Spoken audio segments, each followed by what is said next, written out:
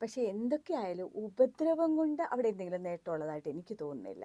അല്ലെ, അല്ലെങ്കിൽ തന്നെ ഇപ്പം ഇത് കേസുമായിട്ട് പോയ ഒരു കാര്യമാണ്. കേസുമായിട്ട് പോയിട്ട് ഒരു വ്യക്തിയാണ് അവിടെ ഇരുന്ന് തീരുമാനിച്ചത് അത് ഓക്കെ ആണ്. പക്ഷെ അതിൻ്റെ റിസൾട്ടിലേക്ക് നോക്കിക്കഴിഞ്ഞാൽ എന്ത് റിസൾട്ടാണ് കിട്ടിയത്?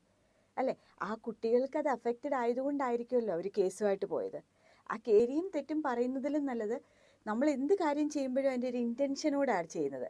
ആ ഇൻറ്റൻഷൻ റെഡി ആയില്ലെന്നുണ്ടെങ്കിൽ പിന്നെ ചെയ്തുകൊണ്ട് എന്താ ഗുണം എന്നുള്ളതാണ് എൻ്റെ ചോദ്യം. അപ്പം രണ്ടാമത്തെ ഒരു കാര്യം, ഇപ്പം നമ്മൾ പണ്ട് മുതലേ നമ്മുടെ ഒരു സിസ്റ്റമാണ് കുട്ടികളെ അടിച്ച് പഠിപ്പിക്കുന്നതും.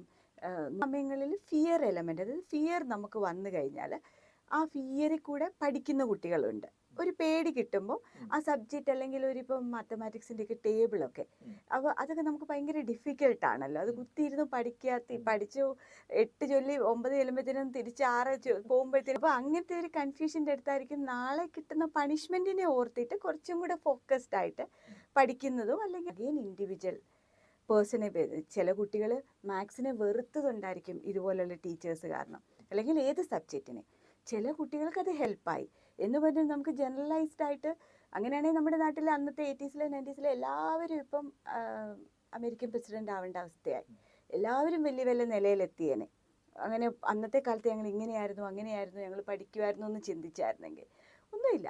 അന്നത്തെ കാലത്ത് ഇന്നത്തെ കാലത്തെ പോലെയല്ല. അന്നത്തെ കാലത്ത് വളരെ കുറച്ച് കുട്ടികളായിരിക്കും പഠിച്ചിറങ്ങുക. ബാക്കി എല്ലാവരും ഏതെങ്കിലും ഒരു ചെറിയൊരു തൊഴിലിലോട്ട്, ഒരു സ്കിൽഡ് ആയിട്ടുള്ള ഒരു ജോബിലോട്ട് മാറുക, ആ ചെറിയ സാലറിയിൽ മുന്നോട്ട് പോകുക, അല്ലെങ്കിൽ ഗൾഫിലോട്ടൊക്കെ കയറി പോവുക, ഇവിടെയും ഏതെങ്കിലും ഒരു ചെറിയ ജോലി എടുത്ത് കഷ്ടപ്പെട്ട് ജീവിക്കുക എന്നല്ലാതെ വലിയ വലിയ നിലയിലൊന്നും എത്തിയിട്ടില്ല.